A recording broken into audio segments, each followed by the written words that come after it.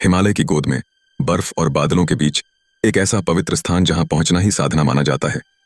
यह कोई साधारण मंदिर नहीं, यह स्वयं महादेव का अमरधाम है, केदारनाथ।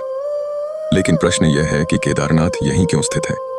इस निर्जन और कठोर भूमि पर शिव ने अपना निवास क्यों चुना? महाभारत के युद्ध के बाद पांडव अपने पापों के प्रायश्चित के लिए व्याकुल थे। उन्होंने भगवान शिव की शरण लेने का निश्चय किया, परंतु महादेव उनसे प्रत्यक्ष मिलना नहीं चाहते थे। वे हिमालय की ओर चले गए और अपनी पहचान छिपा ली। पांडव भी उनकी खोज में भटकते भटकते केदार की इस पावन भूमि तक पहुंच गए। यहां भगवान शिव ने स्वयं को एक बैल के रूप में प्रकट किया और चरने लगे। भीम को संदेह हुआ। जैसे ही उन्होंने उस बैल को पकड़ने का प्रयास किया, शिव पृथ्वी के भीतर समाने लगे। भीम उन्हें पूरी तरह रोक न सके, परंतु शिव का पृष्ठभाग वहीं प्रकट हो गया। इसी कारण इस स्थान पर भगवान शिव की पीठ की पूजा की जाती है और इस धाम का नाम पड़ा केदारनाथ। मान्यता है कि इसी स्थान पर पांडवों ने भगवान शिव के लिए पहला मंदिर बनवाया।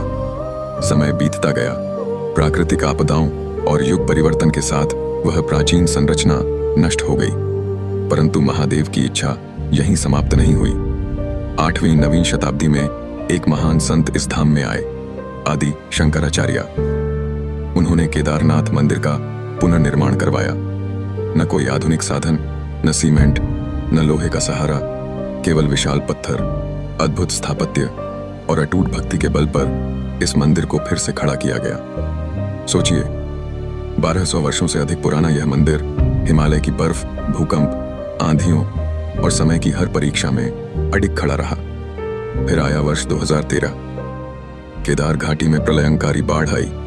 जल, पत्थर और मलबा सब कुछ बहा ले गया। चारों ओर विनाश का दृश्य था। लोगों को लगा अब मंदिर भी नहीं बचेगा। पर जब जल सिमटा तो संसार ने एक चमत्कार देखा। केदारनाथ मंदिर अक्षुण्ण खड़ा था। एक विशाल शिला, जिसे आज भीमशिला कहा जाता है, मंदिर के पीछे आकर रुक गई और प्रलय की धारा को रोक लिया। मंदिर का एक भी पत्थर अपनी जगह से नहीं हिला। यह मात्र संयोग था या स्वयं महादेव की रक्षा? आज भी जो भक्त केदारनाथ आते हैं, वे कहते हैं कि यहाँ की हवा में एक अलग ही शक्ति है। यहाँ पहुंचकर मन अपने आप शांत हो जाता है, जैसे स्वयं भगवान शिव की उपस्थिति बैठ है। केदारनाथ केवल एक मंदिर नहीं, यह महादेव की जीवित उपस्थिति है। बर्फ, तूफान और प्रलय भी इस धाम को झुका नहीं सके, क्योंकि जहाँ शिव स्वयं वास करते हैं, वहाँ विनाश भी हार मान लेता है। अगर आपने भी इस शक्ति को महसूस किया है तो लिखिए, हर हर महादेव।